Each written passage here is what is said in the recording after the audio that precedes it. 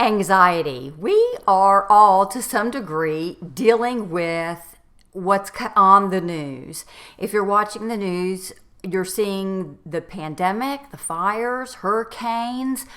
There's an election going on, and schools are starting, and to different degrees, we are personally affected by this, or we're watching people we know being directly affected, or we're directly affected, or we're just affected because we're seeing it on the news. We know it's present in our communities. We know that people we love are affected miles away.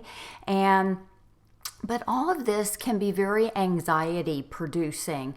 Are you having anxiety? I am. I've been having anxiety on and off, low levels of chronic anxiety since March. I've been feeling it a lot. So I feel you, and I understand. I understand completely.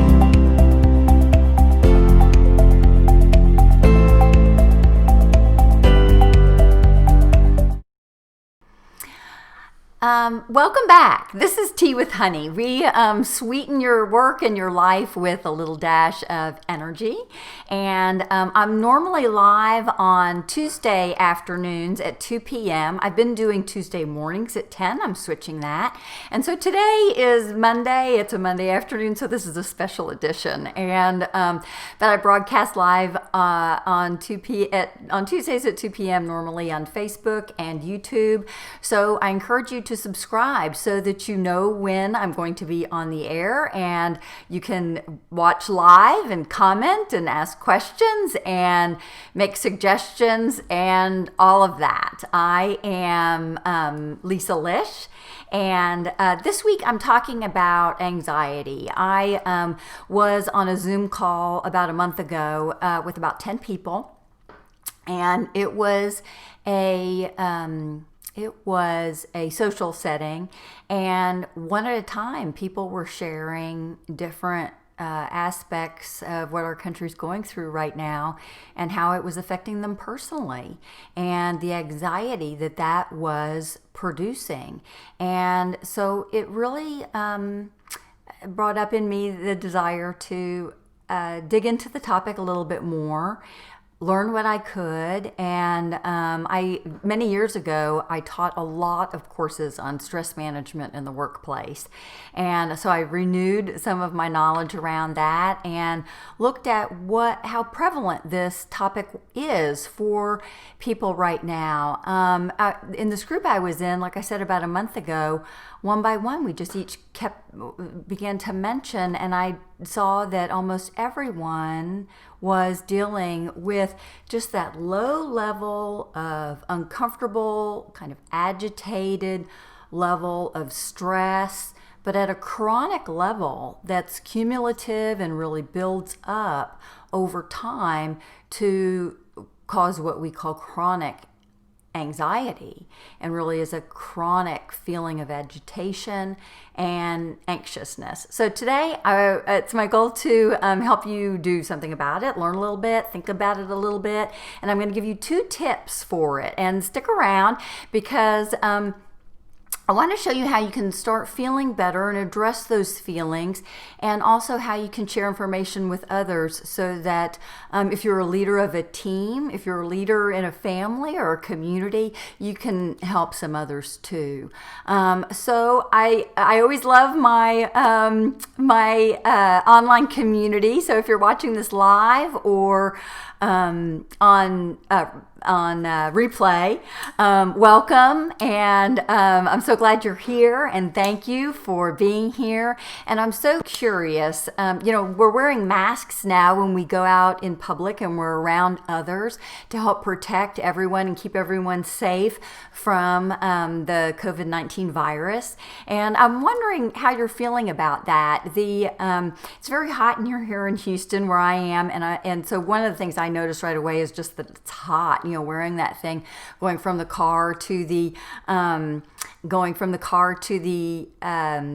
store and back and forth. If there was one thing about wearing the mask, question for you: if you could change one thing about wearing a mask, what would it be? What would you change about it? And if you'll answer in the comments, I'd appreciate that, just so that I can see what you're thinking about. And if you're here, say hi in the comments, give me a thumbs up, give me a hello so I can see who's here today. Did you know that the latest research on anxiety shows that it's the most common mental illness in the United States, affecting 40 million adults over the age of 18? It's almost 1 in 5 of adults in the United States suffer with anxiety. And my guess is, I don't know this for sure, but my guess is that it's even more now, because people are feeling vulnerable around their jobs, around their paychecks, and the other factors that I mentioned earlier. So I'm curious, why do you think anxiety is rampant in the United States? What are your thoughts around that? Share your comments with me. I'd love to know what's top of mind for you on this topic today. If you're just tuning in, we're talking about anxiety and why it's important to acknowledge if we're feeling anxious or agitated or stressed out. There's so many factors right now in our country that are giving us opportunities to feel more anxious. And some of us are directly affected by the pandemic or fires or hurricanes or job loss or pay cuts. And I'd be curious to hear, is this affecting you? Are you feeling more stressful? And but to also talk about, it's very important to acknowledge these feelings. That's really the first step, to acknowledge that we're feeling this way. In the past, it's been common for a lot of leaders to feel like we need to be tough and strong and not engage with our feelings and not show others that we're feeling vulnerable or stressed out. But in the new way of being a leader, it's very important to be able to share and to be able to share what we're going through and to be able to validate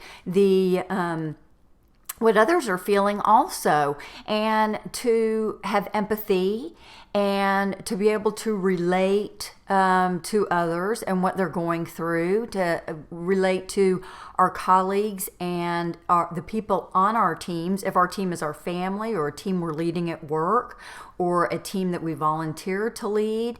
It's important to be able to say, yes, I know what you're going through and I'm feeling the same way too. That is how we show our empathy, and that is how we build trust and deepen those relationships to build camaraderie and a sense of collaboration and affiliation with our team members. So it's not so important to be tough or strong or to try to show that we don't have those feelings. One of the things that I work on with my clients is moving into this new way of having emotional intelligence and being able to show our vulnerability and our feelings around maybe dealing with, for example, these chronic low levels of anxiety that are affecting everyone right now in so many aspects of our lives. And this chronic low level of stress that is affecting so many people affects all of us in a variety of different ways. It might affect your immune system. It might affect how much you can focus on your work or a task at hand. So it affects your productivity. It can affect relationships. It can affect, if you're feeling agitated because of stress or anxiety, sometimes we don't communicate as effectively as possible. And that's how what's going on can affect our relationships. It can affect our creativity, and it really affects the teams that I work with when the level of stress or anxiety gets to the point where It affects creativity and the ability to innovate and come up with new ideas and be able to solve problems. So, in that way, it affects our work, it can affect our confidence, and it can affect our energy. Just the energy to have the same bandwidth we had a year ago in getting work done and getting the same output that we had maybe, like I said, a year ago.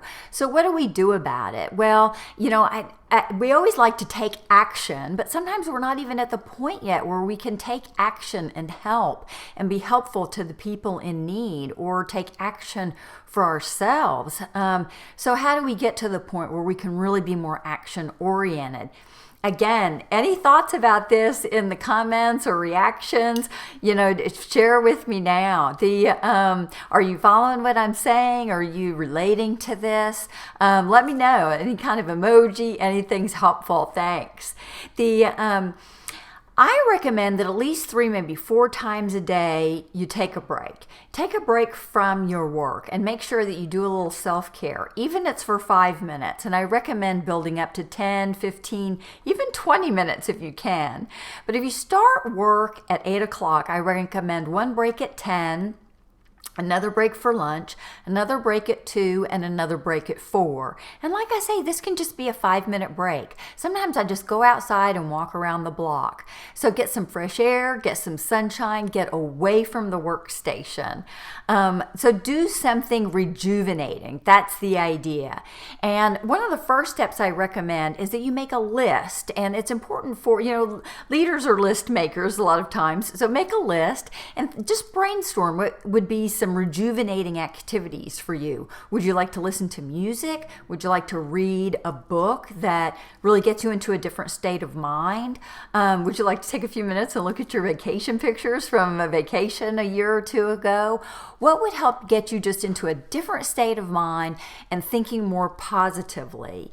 And when I talk about reading something uplifting, reading something positive, reading something that maybe you learned something from. What I'm reading right now is on my Kindle, so I can't show it to you really, but it's called Radical Forgiveness by Colin Tippins. And it really deals with mindset and our thinking. And that leads me into the second point I wanted to bring you to today, which is I think it really makes a difference. I've seen it make a huge difference with leaders. It's made powerful differences for me in my life. And when I first learned about this, I couldn't believe what a huge difference it made for me in terms of my ability to focus and in my creativity and productivity. And I've had clients who honestly go from being on the verge of being terminated to being promoted and being recognized as a role model leader. And I've seen professionals improve their health, like I say, get promotions and really be admired by their teams. And this point I really want you to pay attention to is mindset. And this is another element that I really think new leaders today pay attention to. Focusing on mindset. This is a powerful factor in managing anxiety. What are you saying to yourself? What is your self-talk that's going on in your head? This means that for professionals, parents, teachers, all of us, we need to go deeper than just looking at our behaviors. We need to step back another step and look at what's going on in our minds, what's going on with our thoughts and with our beliefs, and really take it back to that level, because these are the elements that are powerful creators for our experiences. This is why it's so important that we look to this new way of leading by starting with our self-talk. For example, a common belief that many of us have is that things don't work out. It's something that maybe we absorbed when we were very young. And there are different forms of this. It might take the form for you of life is tough, or accomplishing new things that have never been done before, is impossible. Well, awareness to changing these types of thoughts and beliefs is our first step. This is where we start. And so that's the second step. If you can start to notice the thoughts in your brain right there in the moment, start shifting those, and even just with the awareness, that will help to diffuse a lot of your anxiety. And just try it. Think about doing that tomorrow, starting the morning with paying more attention to your thoughts and your self-talk, and just increasing your awareness level, and see if that does not shift some of that anxiety level.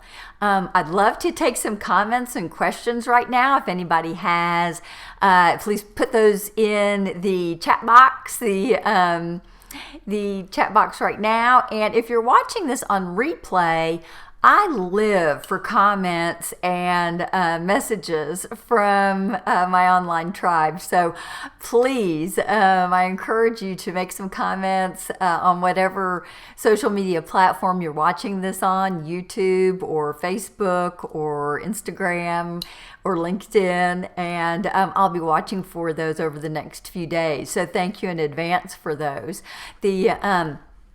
If you're enjoying this information, I encourage you to please subscribe, like, and share, so that, particularly subscribe, so that as I do more recordings in the future, you'll know when they're coming up. And I will have another one tomorrow, Tuesday at 2 p.m. Central. So I look forward to seeing you then. And so with that, thank you so much. This is Lisa Lish, Love and Light. Thank you so much, and I hope to see you again tomorrow. Have a great day.